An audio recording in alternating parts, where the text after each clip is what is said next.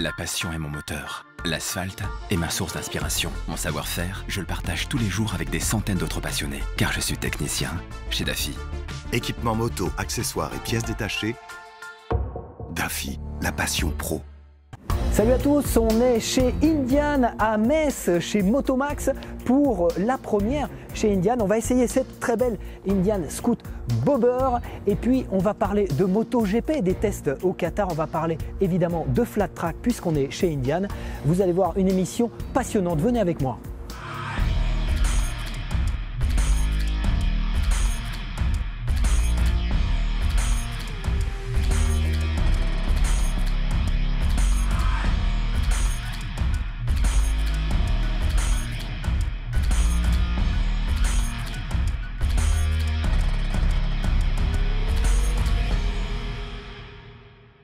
Nous sommes donc à Metz chez Motomax à Voipy, très exactement, et nous sommes en compagnie de Max Lorenzini. Salut Max.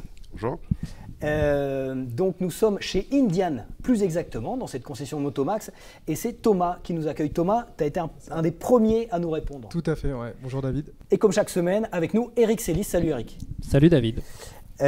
Donc Max, cette concession, elle a ouvert en quelle année? Alors nous, on a ouvert en 2006.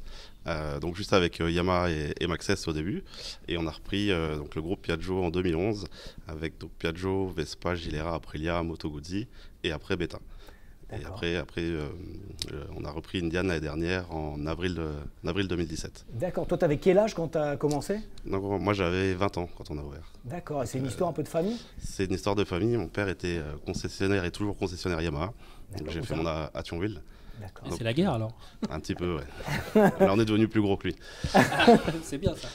Et donc, c'est à combien de kilomètres Thionville? C'est à une vingtaine de kilomètres. D'accord. Donc moi j'ai fait mon apprentissage chez lui. Et après le bac pro, j'ai repris la concession Yamaha à Metz. Vous vous entendez bien? Oui, ça va. D'accord. Mieux.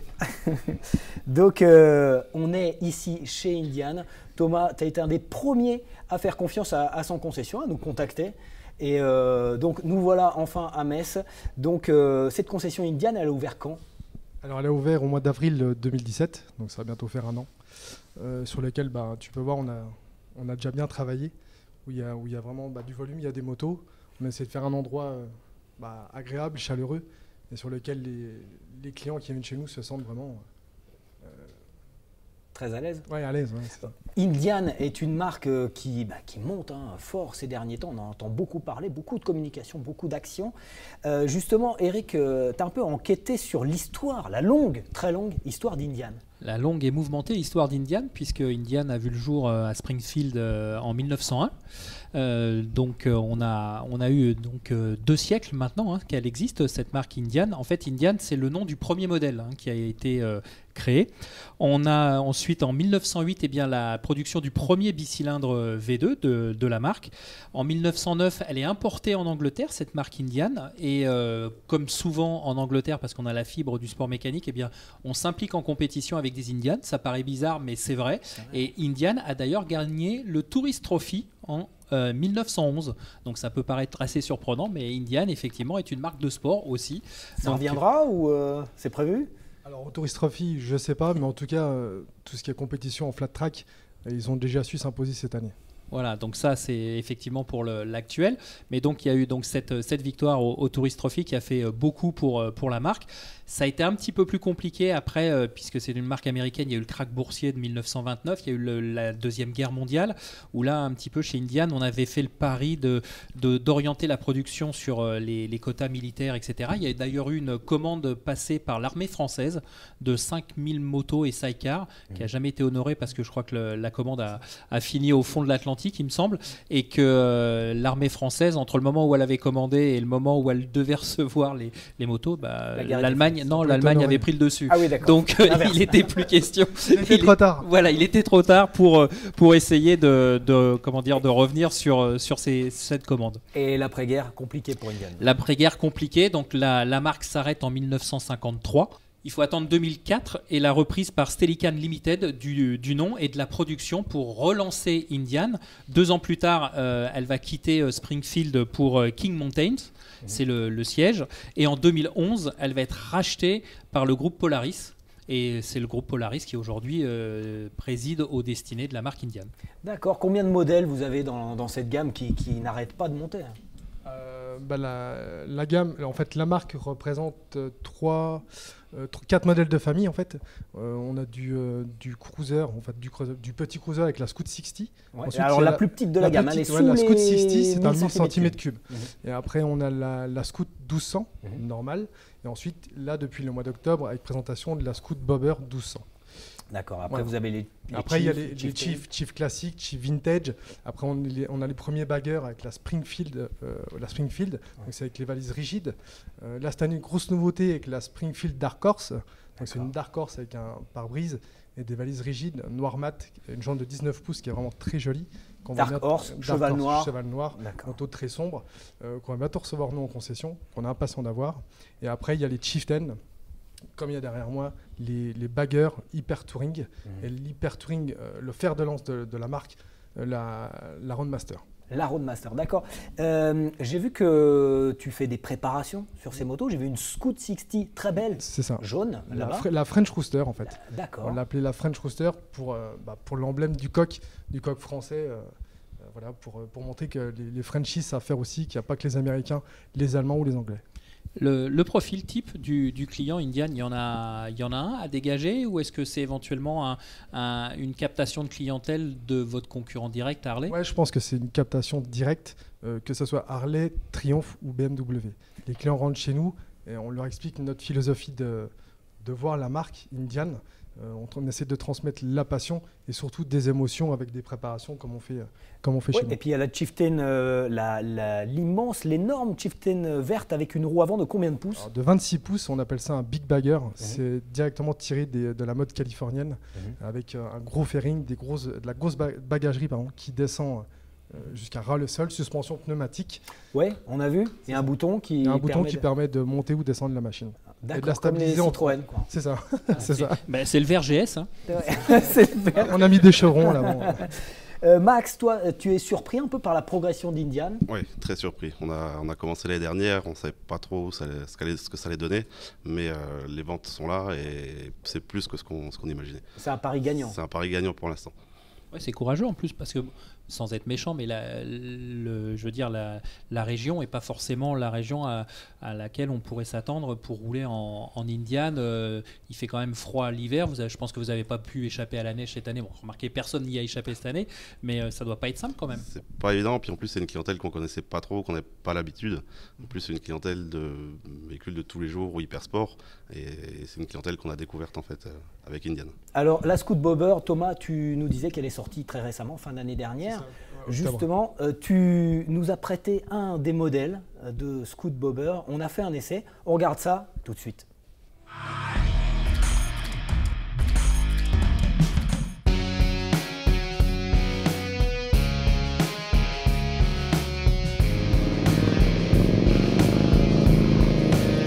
Bon alors Thomas, j'ai essayé cette Indian Scoot Bobber.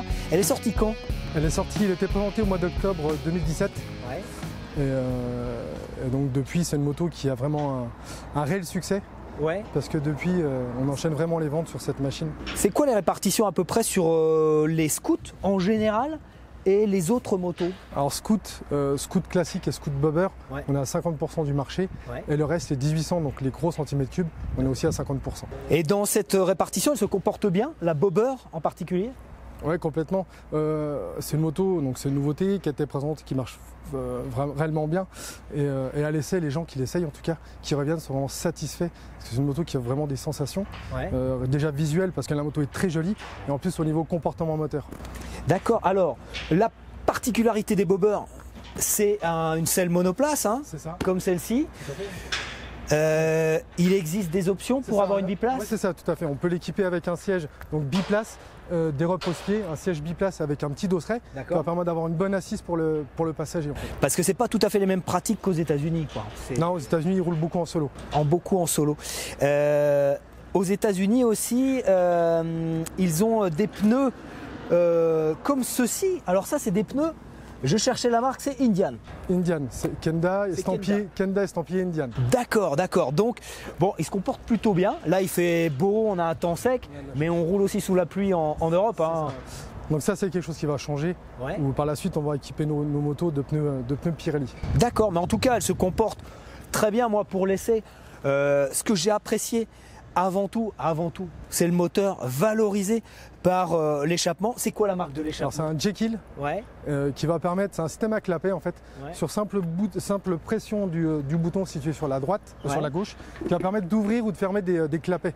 Donc d'être en échappement style d'origine, bruit d'origine, Ouais. homologué, et en appuyant sur le bouton, de libérer la moto et vraiment d'avoir une sonorité qui va permettre de jouir complètement du moteur et de son bruit. C'est légal ou pas tout à fait? Non, là, elle est homologuée juste en version fermée. En version fermée, d'accord. Donc ceux qui veulent rouler légal, ils restent fermés. C'est ça. Ceux qui veulent prendre des Sur les risques. concentrations ou sur les manifestations, ils peuvent faire entendre et écouter leur Indian. D'accord, donc on va recommander à ceux qui vont acheter cette moto dotée de ce kit à 2500 €, C'est je ça, crois, le kit ouais. échappement, de fermer quand ils roulent la nuit, quoi. ça. Hein, pour pas réveiller le quartier ou quand ils sortent de chez eux le matin. Donc ouais, ce que j'ai apprécié, c'est le moteur, vraiment le moteur avec le couple, 94 chevaux, je crois. C'est ça, tout à fait. Il a baissé pour s'ouvrir au permis A2. Au permis A2, donc c'est une moto qui est éligible au permis A2, donc par un système de cartographie. On va brider la moto à 47 chevaux. D'accord. L'avantage sur un V-twin comme ça, c'est qu'on va garder un couple vraiment utilisable et sur lequel on va se faire plaisir pendant 2 ans en étant bridé. Alors là, le couple, c'est vraiment ce qui m'a marqué en premier sur la moto. Ce qui m'a marqué ensuite, c'est l'agilité, le comportement très maniable de C'est cette ça. moto. On est assis assez bas. Le guidon, la position de conduite assez naturelle, pas les bras trop tendus à l'avant. Après, ce qui m'a moins plu, c'est le freinage avec le seul disque à l'avant. Il y a un petit temps de latence, il faut un peu appuyer pour bien freiner. Et puis, alors j'imagine que c'est les éléments d'origine. Alors les tétons qui frottent parce que c'est très large. Au début, de toute façon, elle va frotter. Ouais. On peut prendre, sur une Indian, on peut prendre un angle de 30 degrés de chaque côté. D'accord. Ce qui pour un custom est tout à fait respectable. On peut quand même l'emmener et se faire quand même plaisir. D'accord. Et puis bon, la selle un peu dure. Tu m'as dit qu'elle existe en option, en plus confortable aussi. Ouais, en selle confort. Elle existe en quel coloris? Alors, il existe en noir mat, Ouais. en noir brillant, en biton, donc en rouge et noir, grise et noir, grise argent et noir, et en bronze, couleur bronze biton. D'accord. Et le poids tout plein fait, parce que j'ai l'impression qu'elle n'est pas très... On a 250 kg à peu près. 250 kg avec un réservoir de 12 litres. 12 litres et demi, ce qui donne l'autonomie de la machine 230-240 km. Donc cette Scoot Bobber avec courroie, bien sûr, tous les modèles Indian sont à courroie. C'est ça. Pour Tout est l'entretien. Pour l'entretien, le couple. la courroie, le couple, transmission du couple. Et l'avantage de la courroie, c'est au niveau de l'entretien. Là, elle se change entre 48 et 50 000 km. D'accord, donc on va souhaiter un bel avenir à cette version Bobber de l'Indian Scoot.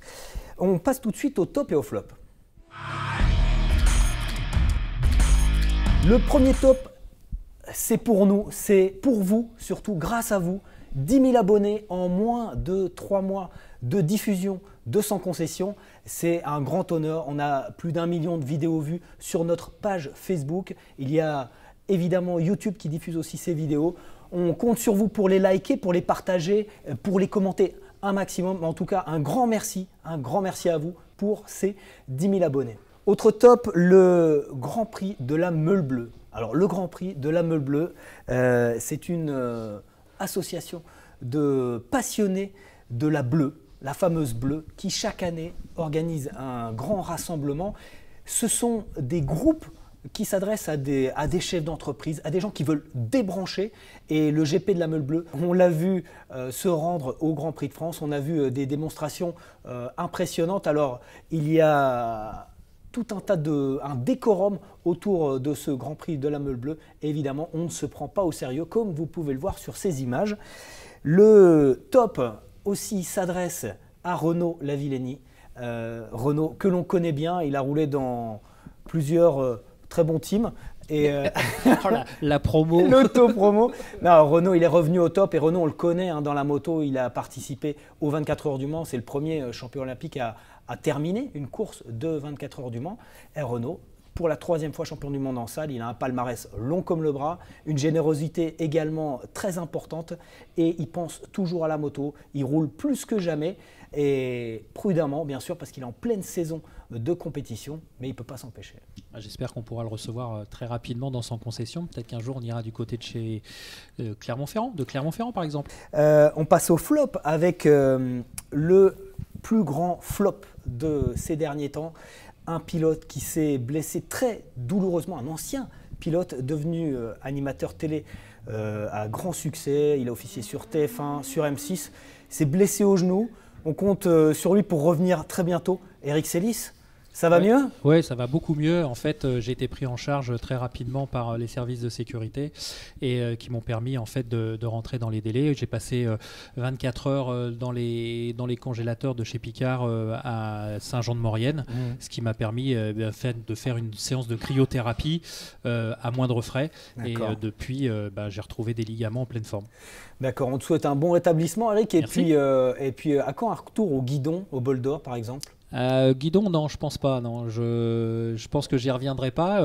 J'aimerais bien, par contre, remettre le bleu de chauffe pour remonter une équipe et remonter un projet auquel tu avais participé quand on avait fait rouler une moto aux couleurs de Moto Revue et de l'intégrale en 99 ou Kevin Schwantz en 2004 à Manicourt. Ça me plairait bien, mais bon, j'ai d'autres occupations, notamment avec Grégory Leblanc. Merci Eric. En tout cas, on te souhaite un bon établissement pour ton genou, pour tes ligaments. Merci. Et puis voilà, on va préciser aussi que c'était pas au bout de ligne droite du Mistral, mais c'était que. Moi, j'ai pas sauté en marche à la Dunlop. J'ai pas osé. J'ai vu ce que ça faisait et j'ai préféré effectivement te laisser cet honneur-là. Moi, ça sera j'ai une mauvaise migraine maintenant. Bon, ok. On passe au gros flop pour de vrai. Cette fois, c'est Twitter qui a mis en ligne. Il y a un compte Twitter qui s'appelle Paris Capital Moto. Mais attention, Capital Moto avec un point d'interrogation, puisque c'est un véritable réquisitoire contre les motos que ce groupe Twitter a mis en place avec tout un système de dénonciation des motards. On voit les plaques et ils incitent les forces de l'ordre à verbaliser les motos qui sont mal stationnées dans les rues de Paris. Quand on sait que Paris n'a pas assez de places de stationnement pour les motos, c'est un comble. Oui, je crois qu'il y a à peine 50% de places de stationnement par rapport au volume de deux roues qui circulent dans Paris quotidiennement. Donc voilà, bon, ça fait partie des mauvaises idées et on espère que ça n'aura qu'un succès d'estime pour les gens qui l'ont mis en place. Oui, et puis comme c'est des appels à la délation, c'est quand même vraiment la honte. Oui, on est revenu au siècle dernier, il paraît. On va finir tondu bientôt. Bon, sans exagérer. Je dis pas ça pour Thomas. Je le prenais pour moi. Je dis pas ça pour Thomas. Godwin. Oui. Non, mais en tout cas, merci à Yannick de Motomac de nous avoir indiqué ce compte et ses dérives. On passe à un autre flop avec les tentatives de justification de la mairie de Paris. Alors, on est très parisien, mais on est à Metz quand même. On peut se permettre, les gars. Oui. Complètement, oui. Ouais. Donc, les tentatives de justification de la mairie de Paris pour maintenir l'interdiction des voies sur berge qui pourtant a été annulée sur une décision du tribunal administratif pour piétoniser la voie Georges Pompidou. Les associations, évidemment, Respire, Mieux se déplacer à bicyclette, Paris sans voiture, etc., sont montées au créneau. La maire de Paris veut maintenir ses voies sur berge et met en place tout un système pour essayer de réduire la circulation. Enfin, pour l'instant, ce n'est pas encore gagné. Elle va faire appel, évidemment, de la décision. Elle l'avait dit dès le premier jour qu'elle ferait appel. Maintenant, il y a du bon sens et il y a certainement encore beaucoup de travail à réaliser pour que tout ça prenne définitivement forme, on va dire. On va se détendre. Par contre, je voudrais juste rajouter un petit flop, mais j'espère que ça deviendra un top dans pas longtemps. Il y a Esprit Racing, qui est une page qui fonctionne très bien sur Internet. C'est des passionnés de photos, Pascal Bléjean en tête, qui font ces photos sur tous les événements sportifs de la saison.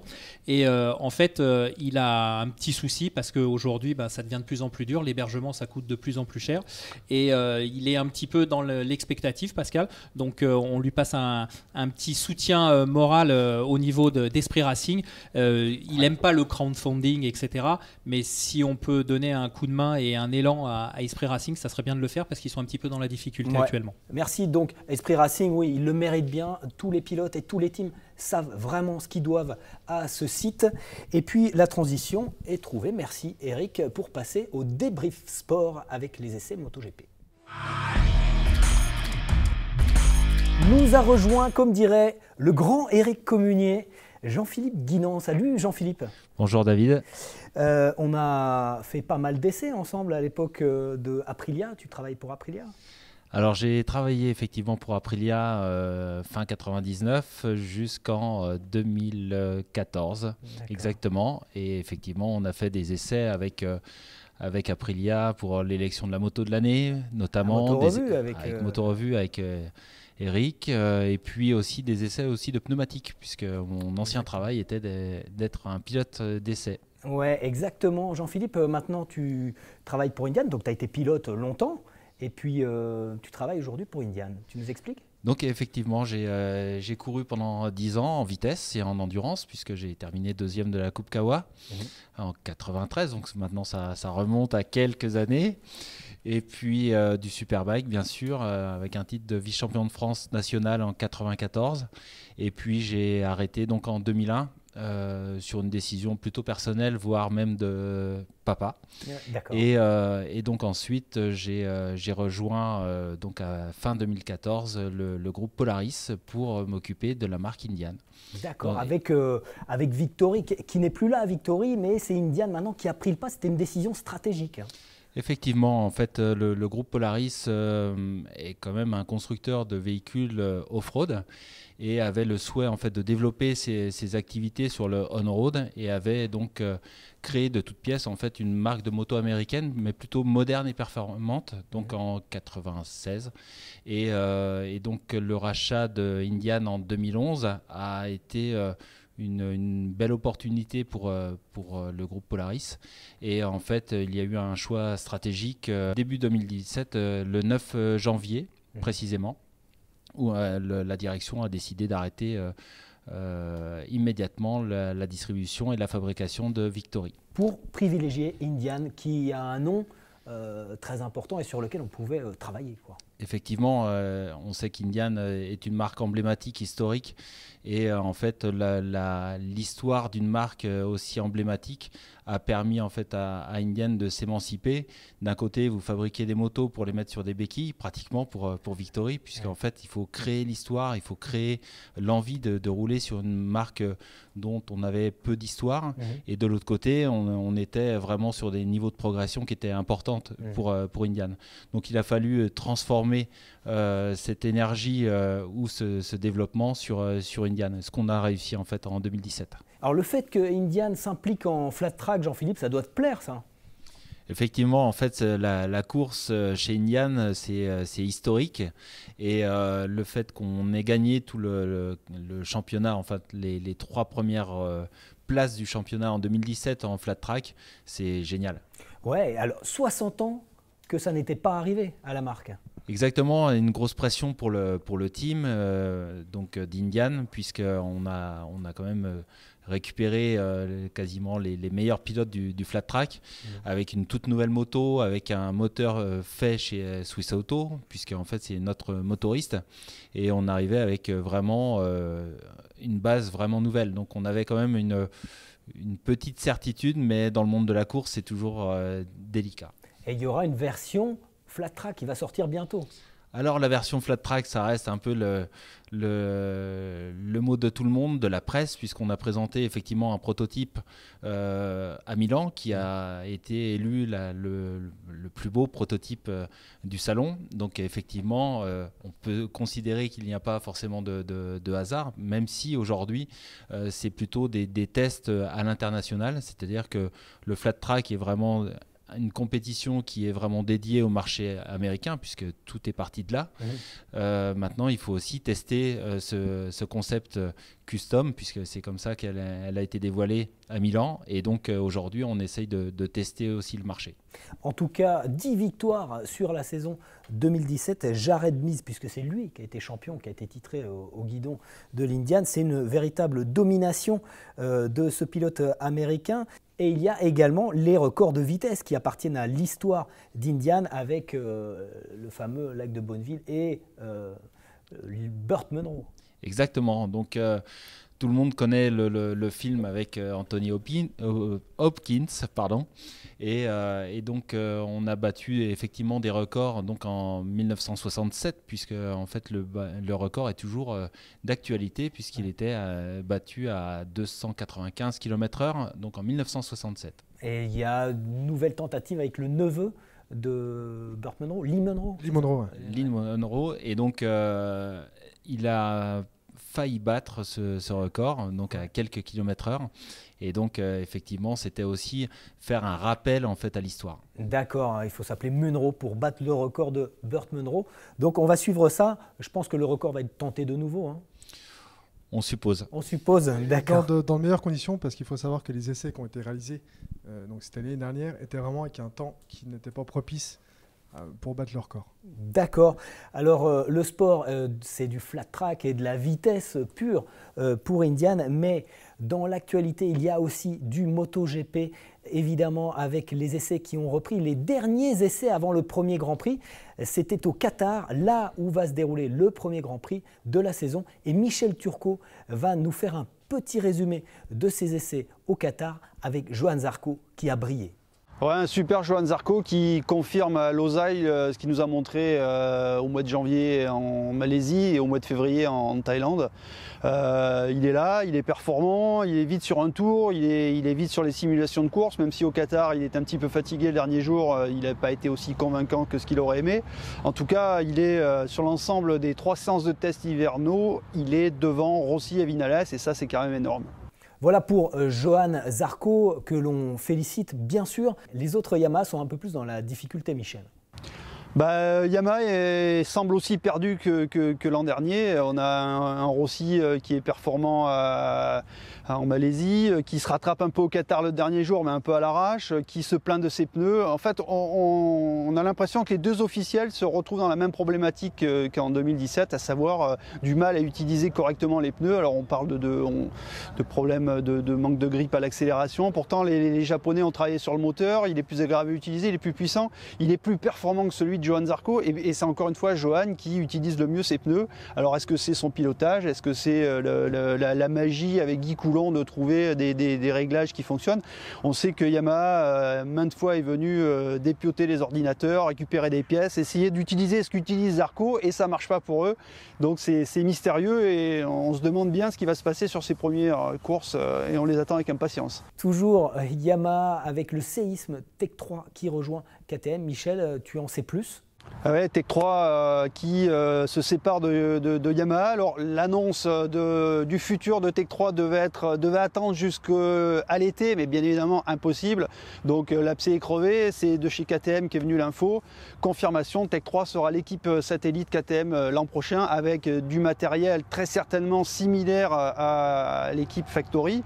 C'est ce que souhaitait Tech 3 depuis des années, avoir un traitement identique à celui de l'usine. Ils n'ont pas obtenu chez Yamaha et malheureusement pour Yamaha, Tech 3 sera chez KTM l'an prochain. On quitte Yamaha avec Honda qui a fait d'excellents essais hivernaux avec Marc Marquez plus redoutable que jamais et Pedrosa en forme également. Alors Marquez qui rempile pour 2 ans, ça c'est la bonne nouvelle pour la HRC. Par contre, le dernier test au Qatar un peu moins concluant que les 2 premiers en Malaisie et en Thaïlande. Alors Marquez le redoutait un petit peu ces derniers tests parce qu'on sait que le Qatar c'est en soirée, il fait un peu plus frais, il fait plus frais que sur les 2 séances précédentes. Donc la chaleur ça gomme un petit peu le moteur, le côté agressif du moteur. On sait que cet hiver l'objectif prioritaire du HRC était de définir la configuration moteur qui allait être utilisée en 2019 puisqu'on sait que le développement est gelé, donc il faut faire avec ce qu'on a choisi en début d'année.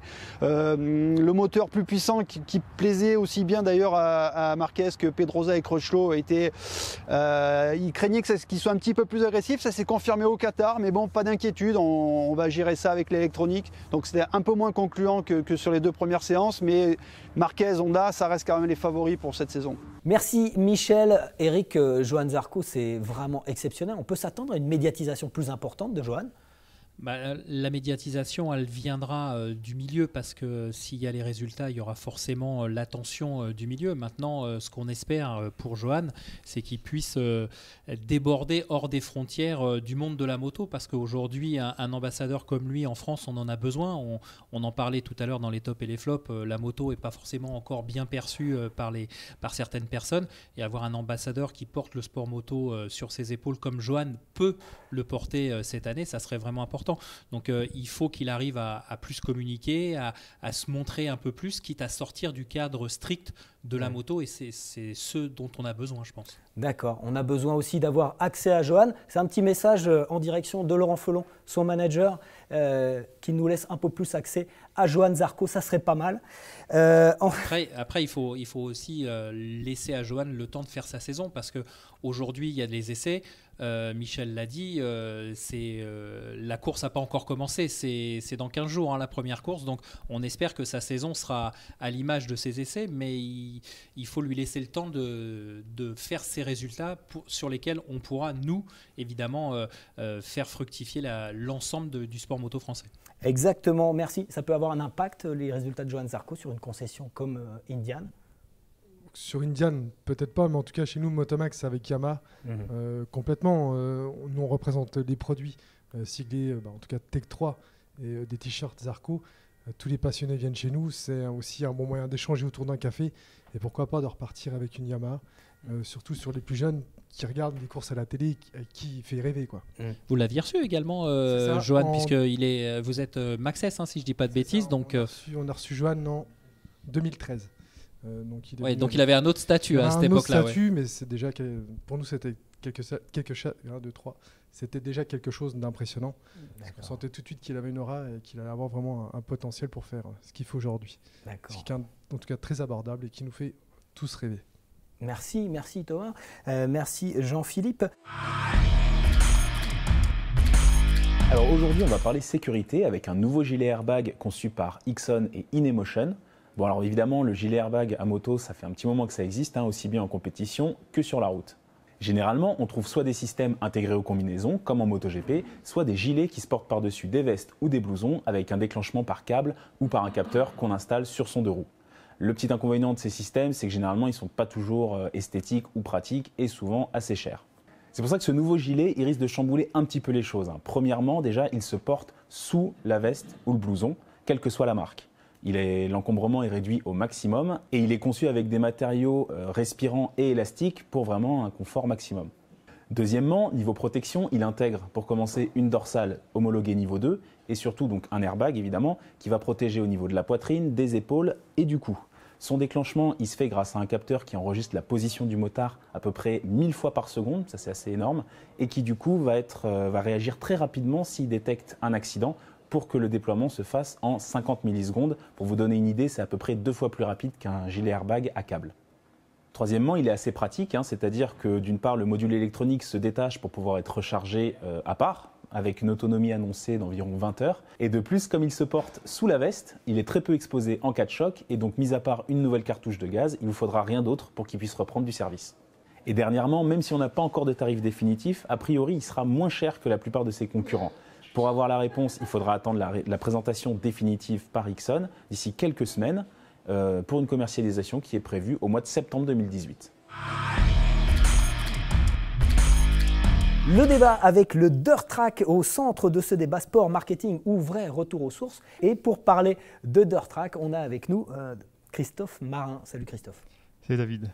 Donc tu travailles aussi dans cette concession. Thomas est à Indian. Toi, tu es un peu plus loin. Tu es chez Yamaha là-bas. Oui, moi j'ai commencé ici aux accessoires et depuis 2009, je m'occupe que des Yamaha et des motos d'occasion. D'accord, il y a un très bel espace Faster Sons. Ouais, on essaye de montrer des motos un peu préparées avec quelques accessoires, pas forcément de la gamme Yamaha.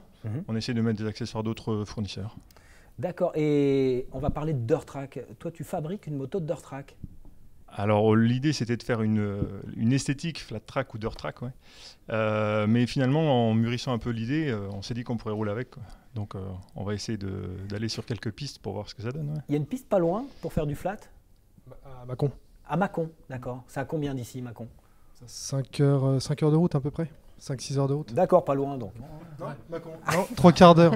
Non, je sais pas. Non, il y a 4 heures de route à Mâcon. C'est près de Dijon. Ouais, près de Dijon? Ouais, c'est un... Bon, 3 heures. 3 heures. Allez, on coupe la part en deux.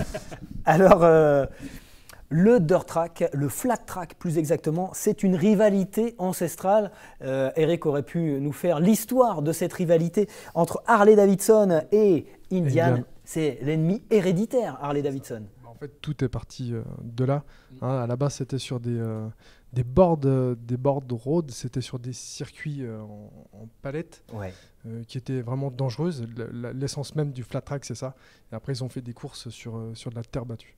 Et c'est un peu l'histoire de Harley and the Davidsons, un film où Indian tient le mauvais rôle quand même. Ouais, c'est ça. Bon, après, qu'on tienne le mauvais rôle ou pas, on parle de nous. Déjà, c'est d'accord, c'est une façon de voir les choses. Non, mais après, on parle du nom Indian. Je pense que le film aurait été tourné dans l'autre sens, ça se serait appelé Indian. D'accord. Avec du retournement de situation en flat track cette année, avec la victoire, la domination d'Indian avec Jared Mees. Jared Mees, donc avec l'AFTR 1200 qui va bientôt sortir. C'est une stratégie marketing complète, ce positionnement flat track. Complètement, parce que qu'est-ce qu'il y a de plus flatteur et de représentatif, c'est quand même la compétition. C'est ce qui est le plus vu par les spectateurs.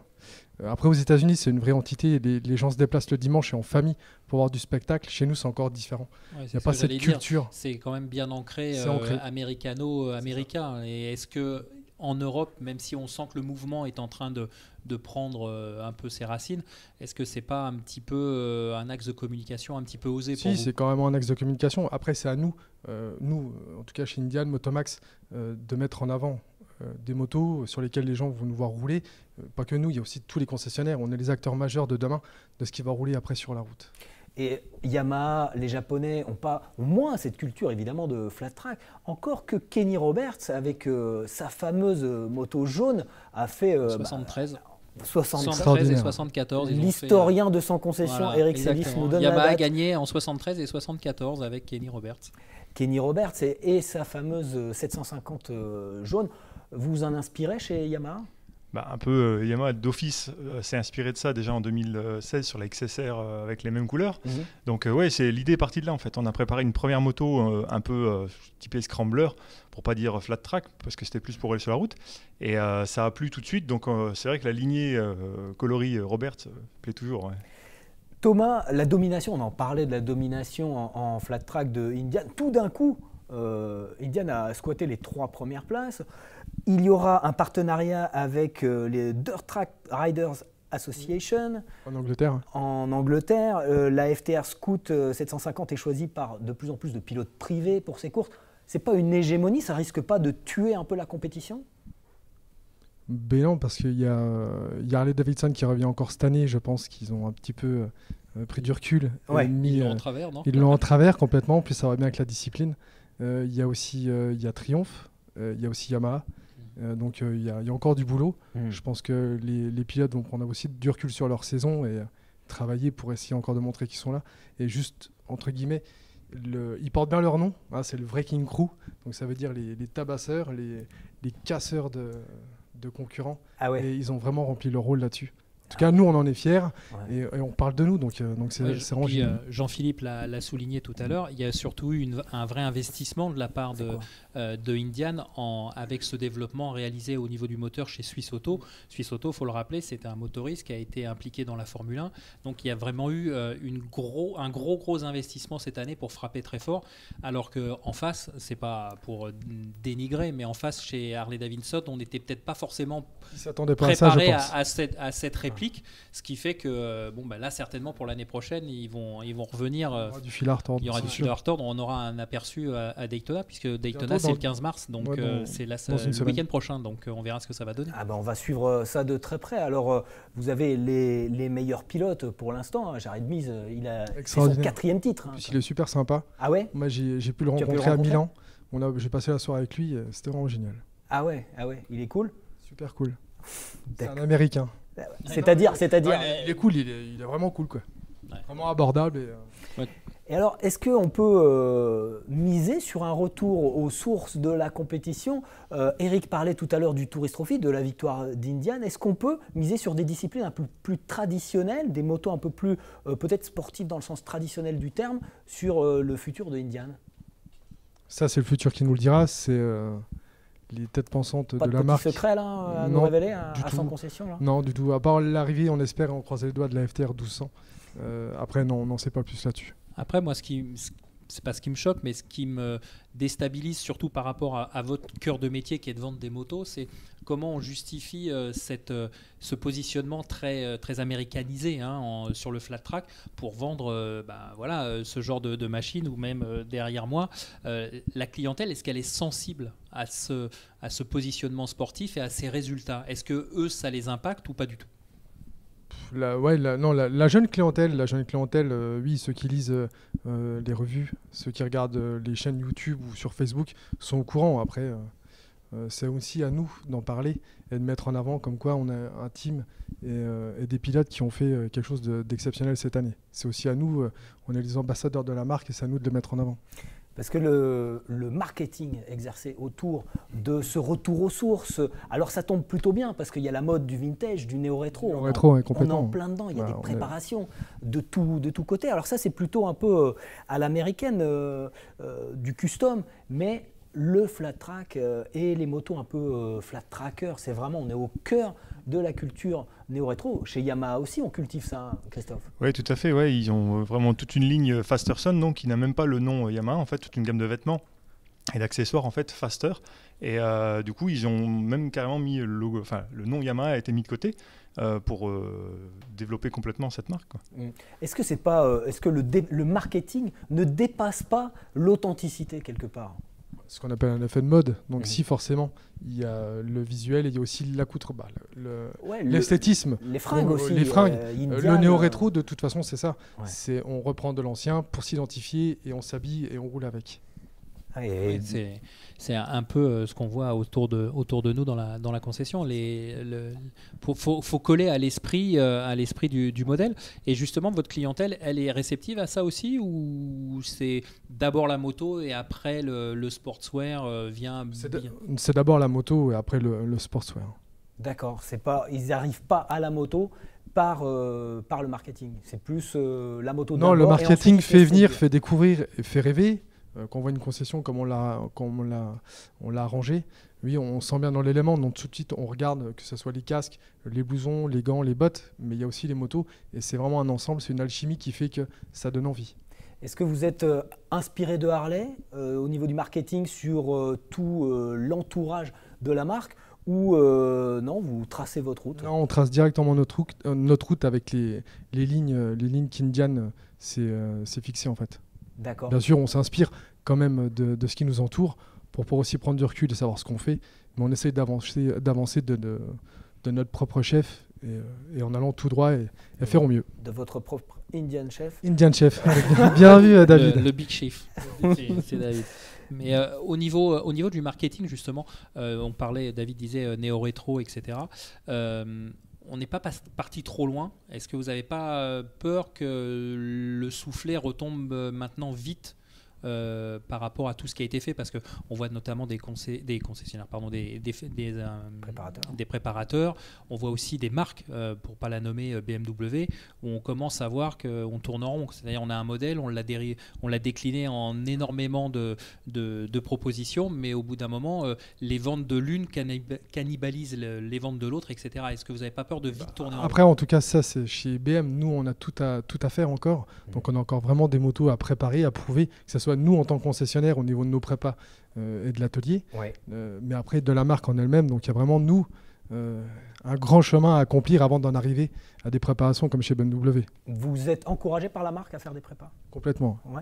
Alors on a vu des très belles prépas. Il y a un partenariat avec Anvil Motocyclette, la Scoot Bobber Brooklyn Invitational, et puis Steve Caballero avec Roland Sands, Keno Cycles, Kraus Moto & Co. C'est ça.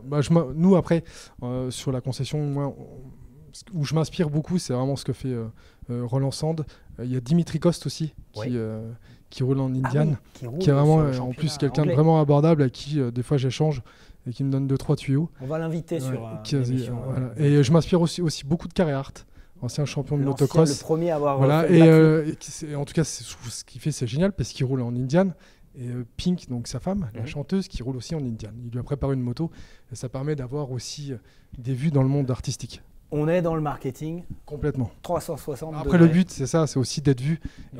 Si on n'est pas vu, on ne voit pas. On n'existe pas. Merci Thomas, merci de nous avoir reçus ici à Metz. Merci Christophe. Merci. Merci Eric. Et puis à bientôt à la semaine prochaine pour une prochaine émission de Sans Concession. En attendant, on compte sur vous pour partager et pour aimer un maximum notre émission. Merci, salut.